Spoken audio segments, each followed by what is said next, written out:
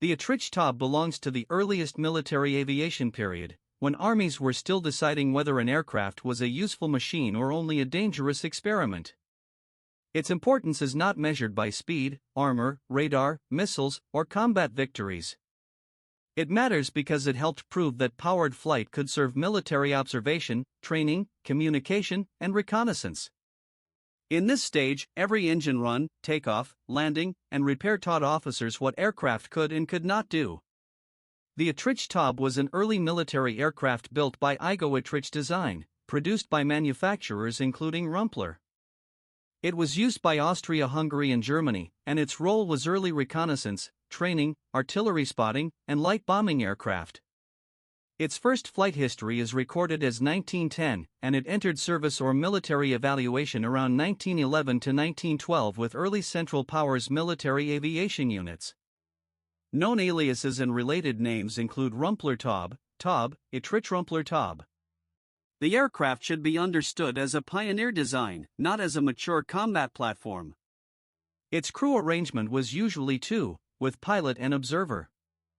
Its practical mission was reconnaissance, observation, artillery spotting, training, and early light bombing. In modern terms, it was closer to a flying observation post and training laboratory than a fighter or bomber. That is why its story belongs at the opening of a military aviation archive. It shows the moment aircraft began entering military thinking.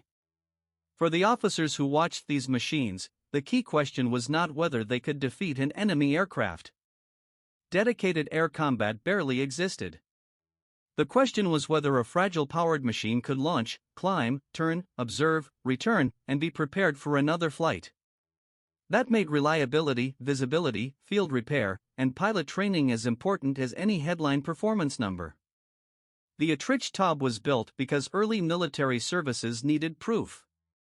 Balloons could observe from fixed positions, cavalry could scout on the ground, and telegraph or visual signals could move information, but none of those tools provided the same promise as a powered aircraft.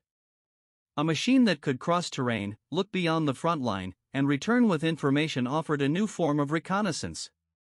The designers and military users did not yet have mature doctrine. They had engines that could fail, fabric wings that needed constant care, wooden structures that reacted to weather, and pilots learning by experience. Development therefore focused on making the aircraft controllable, repeatable, and useful enough for training or observation.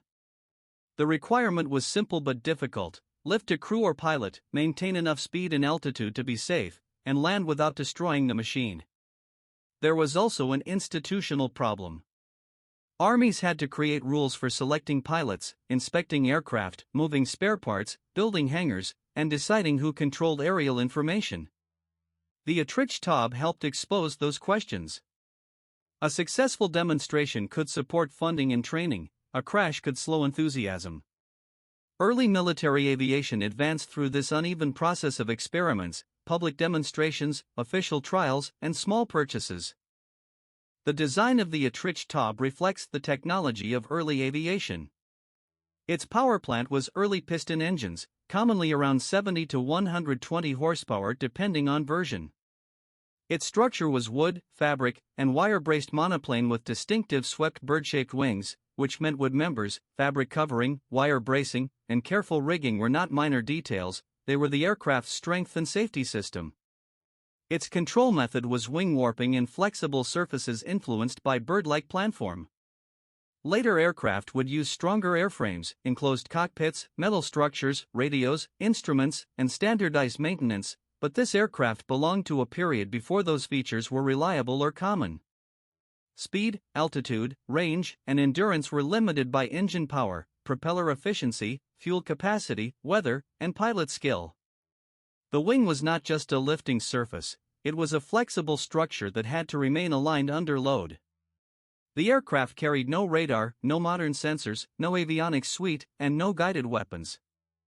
Its systems were the engine, propeller, wing, elevator, rudder, bracing, controls, and the pilot's judgment. Maintenance was part of the design story. Fabric tension, wire alignment, propeller condition, engine cooling, fuel flow, and control response had to be checked constantly. A small rigging error could change handling. A weak engine could turn a routine climb into an emergency. Early pilots also flew with limited instruments, so the aircraft's physical behavior, sound, vibration, and attitude were part of the information system. The Etrich Taube did not carry weapons or systems in the way later military aircraft did. Its main capability was information.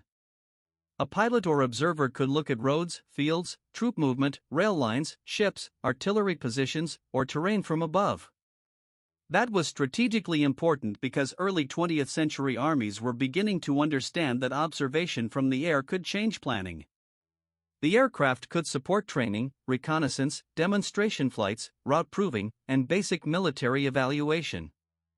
Some early aircraft in this period later carried pistols, rifles, small bombs, cameras, or signal equipment, but those were improvised or primitive additions rather than integrated combat systems. For the Etrich Taube, the important systems were the mechanical engine, propeller drive, wing structure, fuel system, control surfaces, and observer's view. Its capability was not destructive power.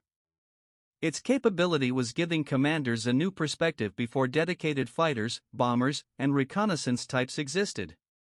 That capability sounds modest only because later aviation became so advanced. At the time, seeing over hills, rivers, roads, and defensive positions could be decisive information. Even a short flight could reveal whether troops were moving, whether a bridge was intact, or whether terrain would slow in advance. The weakness was communication. Without reliable radio, information often had to be remembered, sketched, signaled, or carried back after landing. The operational history of the Etrich Taube is connected to Italo-Turkish War, Balkan Wars, World War I.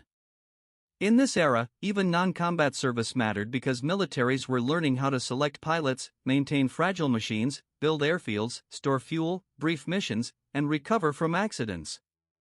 If the aircraft was not used in major combat, that is still an answer to its history. Its importance came from evaluation and training rather than battlefield effect. If it was used in early conflicts, its missions were usually observation, message carrying, scouting, artillery spotting, or basic bombing experiments. Crews faced weather, weak engines, poor instruments, uncertain navigation, and little protection. The aircraft's service life was short by modern standards because aviation technology moved extremely quickly. A design that seemed advanced in 1 year could be obsolete a few years later. That rapid replacement does not reduce its historical value, it shows how fast military aviation was learning. Operational use also showed that an aircraft was never just a machine in the air. It needed ground crews, tools, fuel, transport, storage, spare parts, and commanders willing to trust reports from above. Those support habits later became normal Air Force practice. In the pioneer era, they had to be invented through trial, error, and practical necessity. The strengths and advantages of the Etrich Taube were stable observation platform with good endurance for the period, distinctive wing gave useful low-speed handling for early reconnaissance, historically important in early operational military aviation. Its most important strength was educational. It showed what an aircraft could contribute to military work before doctrine, radios, cameras, air combat tactics, and specialized aircraft categories had fully formed. It could train pilots and mechanics, demonstrate reconnaissance value, and force armies to think about altitude, speed, endurance, maintenance, and observation as military variables. For the period, even modest performance was meaningful because the alternative was no aircraft at all. A successful flight could influence procurement, training schools, and the creation of early air services. The aircraft's advantage was therefore not domination, it was proof of concept under real military conditions. The weaknesses and limitations of the Etrich Taube were slow, fragile, and almost defenseless against later fighters, limited payload and primitive communications, bird-like structure was difficult to standardize and became obsolete quickly. It was fragile, weather-sensitive, lightly powered, and extremely dependent on pilot skill.